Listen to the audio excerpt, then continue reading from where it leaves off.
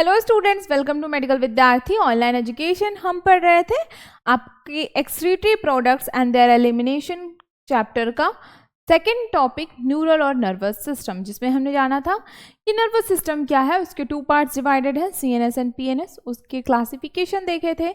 CNS 3 part में divided है, spinal cord, brain, और फिर हमने देखा था कि पीएनएस 2 पार्ट में डिवाइडेड है, ऑटोसोमैटिक and somatic.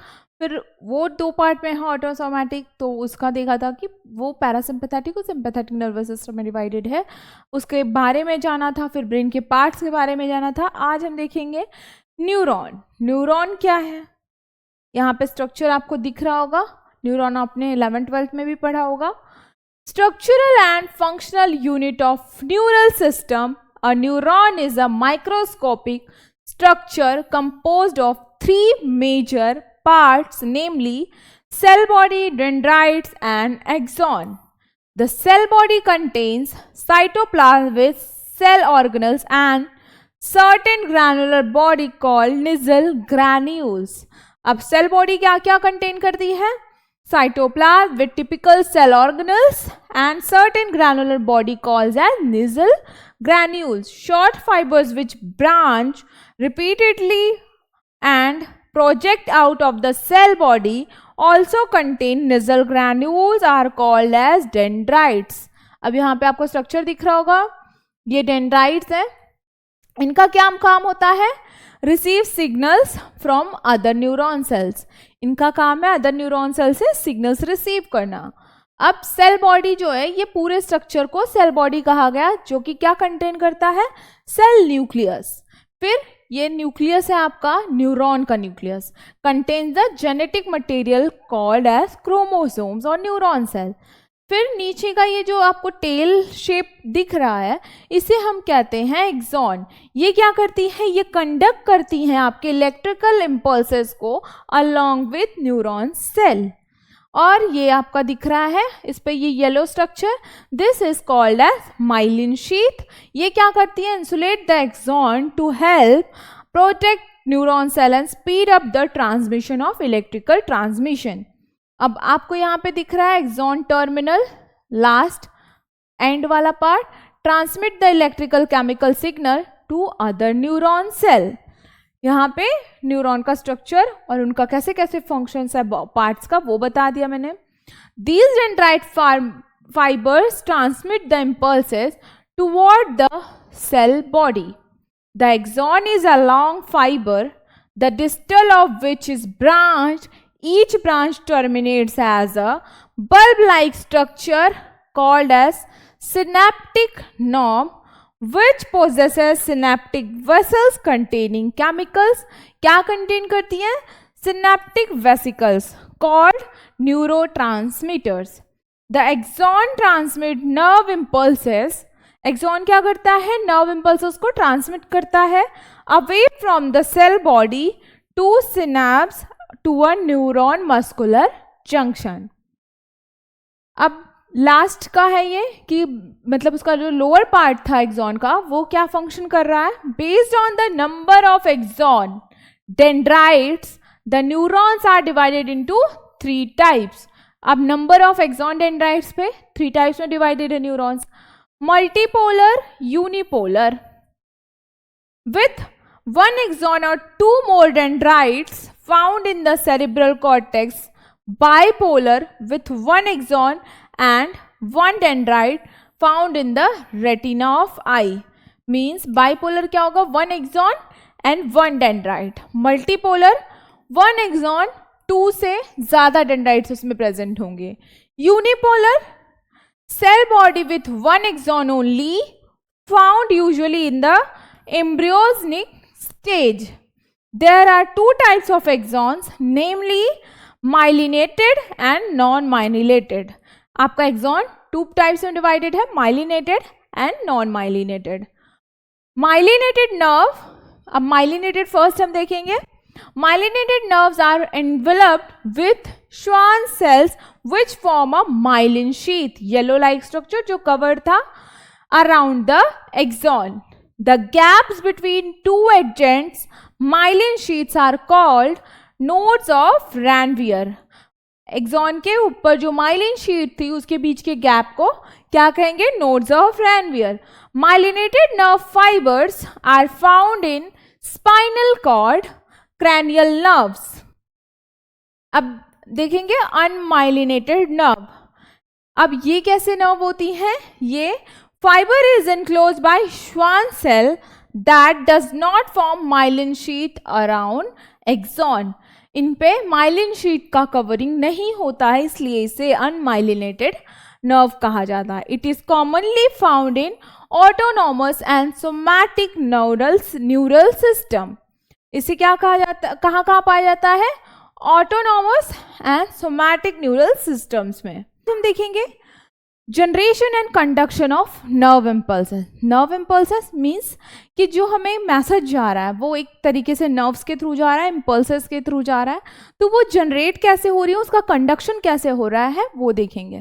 Firstly neurons are the excitable cells because their membranes are in a polarise state. Polarise state में होती है न्यूरॉन्स की, एक्साइटेबल सेल होता है, उनकी मेम्ब्रेन जो होती है वो पोलराइज स्टेट में होती हैं.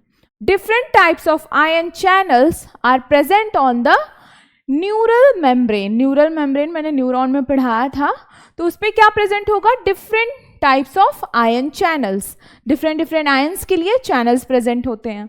These ion channels are selectively permeable to different ions.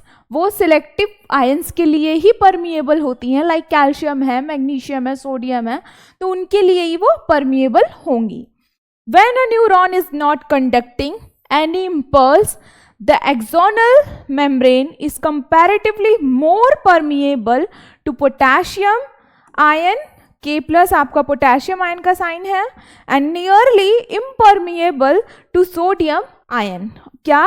आपके न्यूरॉन का जब कोई भी इम्पल्स नहीं वर्क कर रहा होता है तो एक्सोनल मेम्ब्रेन जो होती है न्यूरॉन पे प्रेजेंट होती है वो परमिएबल होती है आपके पोटेशियम आयंस के लिए, बट इम्परमिएबल होती है आपके सोडियम आयंस के लिए. अब कैसे जनरेट हो रही है, कंडक्शन कैसे हो रहा है? मेम्ब्रेन आयन चैनल्स फर्स्टली देखेंगे, ये है आपका एक्सॉन टर्मिनल, ये एक्सॉन है आपका, इस पे ही वो आयन चैनल्स के लिए प्रेजेंट होता है. ये सेल बॉडी, ये डेंड्राइट्स, मैंने ऐसे आपको न्यूरॉन्स पढ़ाया था, include sodium, potassium and calcium ion channels. यहाँ पे आपको दिख रहा होगा इन सेल में ये प्रेजेंट है, ये है आपका चैनल, यहाँ पे पोटेशियम चैनल है, ये sodium potassium pump and sodium channel. Extra cellular, intercellular, यहाँ पे जो सोडियम आयंस आएंगे वो परमिएबिलिटी सिर्फ उन्हीं सेम आयन चैनल्स के लिए होगी. तो ये था आपका मेम्ब्रेन आयन चैनल्स. अब कैसे कंडक्शन हो रहा है वो देखेंगे. The membrane is impermeable to negatively charged protein present on the exoplasm. मैंने बताया था एक्सॉन पे. Consequently, the exoplasm inside the axon contains higher concentration of potassium and negatively charged protein, low concentration of sodium ion. In contrast, the fluid outside of the axon contains a low concentration of higher potassium and higher concentration of sodium ion. आपको यहाँ पे दिख रहा है, इधर higher concentration है आपके potassium ion का, यहाँ पे क्या है? लो कॉन्सेंट्रेशन है आपके पोटेशियम आयन का, ऑपोजिट वर्क कर रहा है. और इसमें लो कॉन्सेंट्रेशन है सोडियम आयन का, और 10 इधर क्या है? सोडियम आयन का हाई कॉन्सेंट्रेशन है. 10 फॉर्म अ कॉन्सेंट्रेशन ग्रेडियंट. आपको पता है नेगेटिव और पॉजिटिव वाली थ्योरी, तो वही यहाँ पे फॉलो की जा रही है. यहाँ पे polarisation, depolarisation, then repolarisation and refractory period, generation of the action potential. आपके न्यूरॉन्स में ये एक्टिविटीज होती हैं, इलेक्ट्रिकल इम्पल्सेस जो कंडक्ट होते हैं न्यूरॉन्स के through. These ionic gradients across the resting membrane maintained by the active transport of ions by the sodium potassium pump. जैसे मैंने प्रीवियस इमेज में बताया था, सोडियम पोटेशियम पंप के द्वारा ये मीन्स इम्परमिएबल एक आयन अगर सोडियम आयन के लिए सोडियम आयन चैनल से ही वो क्रॉस हो सकता है, नॉट पोटेशियम आयन चैनल से. Potassium pump which transport 3 sodium ions outwards for 2 potassium into cell. As result, the outer surface of the axonal membrane possesses a positive charge. Its inner surface becomes negatively charged, therefore is polarized. The electrical potential difference across the resting plasma membrane called resting potential. जो electrical potential difference आता है उसे क्या कहेंगे? Resting potential. When stimulus is applied at site on the polarised membrane, stimulus कहाँ पे active होगा? Polarised membrane. The membrane at the site becomes freely permeable to sodium ion. This lead to a rapid influx followed by the reversal polarity at the side. इससे क्या होगा? Rapid influx होगा और फिर क्या होगा? Reversal of polarity of the site. Example, the outer surface of the membrane becomes negatively charge. बाहर का जो सरफेस है वो माइनस है. Then the inner side becomes the positively charge. अब इनर साइड पॉजिटिव एनर्जी है. The polarity of the membrane at the side A is thus reserved, hence depolarized. The electrical potential difference across the plasma membrane at the site A is called the action potential, which is in fact termed as nerve impulse. यहाँ पे positive charge, यहाँ पे negative, इससे nerve conduct होता है, means nerves में impulses conduct होती हैं, उसे क्या कहेंगे? Nerve impulse. हम देखेंगे structure of brain and spinal cord. Brain means हमारा जो मस्तिष्क है, it is one of the largest organ in the body and coordinates most of body activities. Brain ही हमारी बॉडी का सीपीयू है. जैसे कंप्यूटर में सीपीयू होता है जिसमें डेटा सारी चीज़ें सेव होती हैं, वैसे हमारे ब्रेन में, हमारी बॉडी में हमारा ब्रेन हमारा सीपीयू है. It is center for all thought, memory, judgment and emotion. Each part of the brain is responsible for controlling different parts of the body and functions, such as temperature regulation and breathing. Breathing and temperature regulation से लेके सारी चीज़ें A to Z brain ही control करता है. Frontal lobe brain का ये part है. Parietal lobe, temporal lobe, this is नीचे, ये क्या है? Spinal cord, occipital lobe and cerebellum. इस पार्ट्स के बारे में भी हम आगे देखेंगे. Brain is contained in skull, weighs 1300 to 1400 gram. हमारे मस्तिष्क का भार 1300 से 1400 ग्राम होता है. Made up about 1000 billion neurons. 7 each neuron is surrounded by about 10 glial cells. अब इन ग्लियल सेल्स को क्या कहेंगे? Neuroglia. Neurons can not multiply. Many neurons are lost every day in life, but glia cells are multiply throughout the life. Brain is also covered by meninges like spinal cord outer, dura matter, arachnoid matter and inner pia matter. जैसे मैंने बताया था, inner वाली layer पाया matter, फिर बीच वाली layer को arachnoid matter और आउटर लेयर को ड्यूरा मैटर कहा जाता है. अब ventricles of the brain. There are certain cavities in the brain called as ventricles. Cavities जो प्रेजेंट है उससे हम ब्रेन में कैविटीज को वेंट्रिकल्स कहते हैं. These ventricles are filled with CSF. There are 4 ventricles of the brain. 2 lateral in the 2 hemisphere of the brain. Third lies between hypothalamus. तीसरा कहाँ प्रेजेंट है? हाइपोथैलेमस के बीच में. Fourth between brainstem and cerebellum. Is continuous with the central cavity of the spinal cord. तो हमने देखा था कि ब्रेन में वेंट्रिकल्स होते हैं. वो वेंट्रिकल्स कैसे होते हैं, उनका नाम क्या होता है, ये जानेंगे. Firstly ventricles of the brain, lateral ventricles, interventricles foramen, third and fourth ventricles. 4 ventricles होते हैं, मैंने इसके पहले वीडियो में भी बताया था। फर्स्ट लैटरल, फिर interventricular foramen, third ventricle and fourth ventricle. अब parts of brain, firstly cerebrum, brain stem and diencephalon. थोड़ा सा हार्ड वर्ड्स है, स्प्लिट करके रीड करेंगे, इजी हो जाएगा। अब सेरेब्रम में 2 पार्ट डिवाइडेड है, right cerebral hemisphere and left cerebral hemisphere. इसे हम और भी ब्रीफ में देखेंगे जैसे हम क्लासिफिकेशन देख रहे हैं। फिर ब्रेन स्टेम के 3 पार्ट हैं, medulla, pons and midbrain. फिर डायसेफेलॉन के 4 पार्ट हैं, thalamus, hypothalamus, epithalamus and pineal gland. अब इनके स्ट्रक्चर क्या है, फंक्शन क्या है, ये डिस्कस करेंगे। पार्ट्स ऑफ ब्रेन जो कि मैंने अभी आपको बताया कि मिड ब्रेन, पॉन्स और मेडुला आपके ब्रेन स्टेम के पार्ट होते हैं। फिर ये है आपका स्पाइनल कॉर्ड, ये ग्रीनिश पार्ट है आपका cerebrum, cerebral cortex, corpus callosum and thalamus आपका ये दिख रहा है थोड़ा सा बीन शेप, ये है थैलेमस। ये आपको पी लाइक स्ट्रक्चर दिख रही है, ये हाइपोथैलेमस है और ये आपका उसके नीचे जस्ट पिट्यूटरी ग्लैंड। तो सेरेब्रम होता क्या है, उनका फंक्शन क्या है, क्या क्या सिक्रीशन हो रहा है वो देखेंगे। It is the largest section of the brain. Cerebrum आपके ब्रेन का लार्जेस्ट सेक्शन होता है।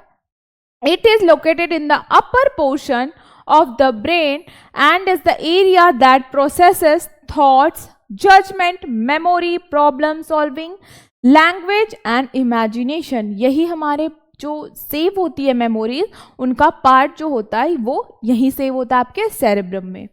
Cerebral cortex, the superficial layer of the cerebrum, is a gray matter. This is 2 to 4 millimeter thick called cerebral cortex, contains billions of neurons. सबसे outer layer जो होती है cerebrum की, cerebral cortex होती है, 2 से 4 मिलीमीटर उसका thickness होता है और उसे क्या कहते हैं, cerebral cortex। क्या होता है उसमें, billion of nerves present होती हैं। During embryonic development, when the brain size increases rapidly, the gray matter of the cortex enlarges much faster than deeper white matter. So, as result, cortical region and fold upon itself. जब embryo means वूम में जब baby develop हो रहा होता है तो ये grey matter काफ़ी रैपिडली ग्रो करता है। यहाँ पे आपको दिख रहा होगा, ये है आपका सेरेबेलम और ये पूरा पार्ट आपका है सेरेब्रम। सेरेब्रम आपका आउटर सतह क्या है, cerebral cortex. The folds are called gyri and convolutions. ये जो फोल्ड्स हैं, ये फोल्ड्स को क्या कहते हैं, gyri.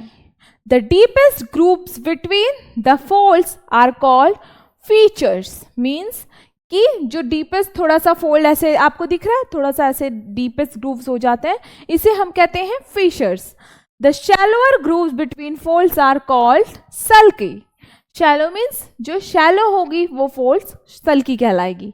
The most prominent feature and the longitudinal feature separates the cerebrum into right and left halves called cerebral hemisphere. Cerebral hemisphere right and left अभी हमने देखा था। Each hemisphere have 4 lobes. The cerebrum is subdivided into the left and right, both hemisphere connected by a bridge nerve fibers that relay information between 2 hemisphere called corpus callosum.